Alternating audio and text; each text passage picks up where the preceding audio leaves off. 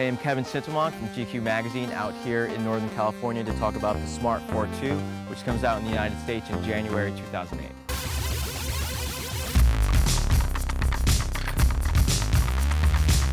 One of the first things you notice when you actually see one of these things is how tall they actually are. It's more spacious than you would imagine. One of the biggest concerns with the car of this size is it safe? The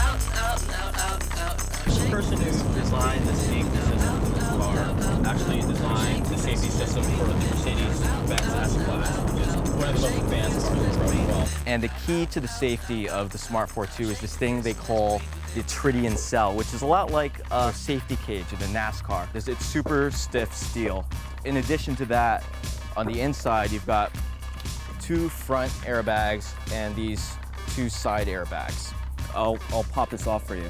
All these body panels are made out of plastic, which makes it pretty much dent-proof. When you get a scratch, you're not going to see like a white line because the plastic is actually poured with the color, so it's red all the way through. So in the front here, you have your fluids, and the engine is actually in the rear.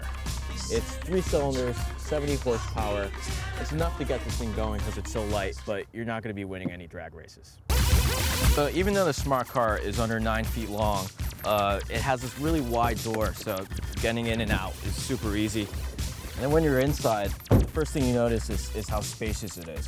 Plenty of leg room, plenty of shoulder room, so you're not going to be, rubbing arms with the dude next to you.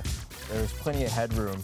Well, the top's down, so you're just going to have to take my word for it. One of the cool things about the Cabriolet version, when you have the top down, you can pop off this part of the car and give it a cleaner look.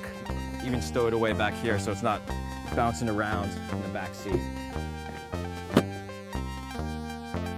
I'm sure what you really want to know is how this thing drives, so let's take a ride.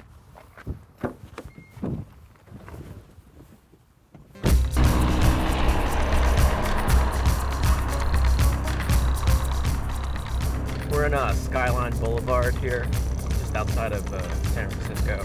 The one thing I was really surprised with is how well this handles curves. Out, out, out, out, out. Shake the fist and let's breathe within without. Out, out, out, out, out. Shake the fist and let's breathe within without. Out, out, out, out, out. Shake the fist and let's breathe within without. Out, out, out, out, out. Shake the fist and let's breathe within without. It's pretty easy to dart in and out of traffic because it's such a short car. Inside here, it's sized like a normal car. When I first saw the car, you're like, there's no way you can get this thing up to 70. Right now I'm going about 75 miles per hour. I've gotten it up 80, 85 miles per hour. It's an automatic car, but it's also a manual. Driving this thing is almost like playing a video game where you can just easily upshift and downshift. So I like to put it in manual and just sort of gun it. One of the big selling points about a Smart car, other than its size, is the mileage it gets. The Smart Fortwo is actually one of the most fuel-efficient cars on the road, and it actually has half the carbon footprint of a Toyota Prius, which is pretty surprising considering it's a gas car. The Smart car looks like it should feel very much at home in urban environments where you're in stop-and-go traffic when you're trying to look for a parking space. But I was surprised when I got on the highway how comfortable it feels.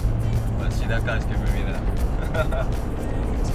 So when you're driving this thing, people will just come right up to you. They're like enthusiastically like, awesome car. That guy gave me more of like the surfer thing. Or I don't know what, I think it was a surfer thing, or it was a rock on, I'm not sure.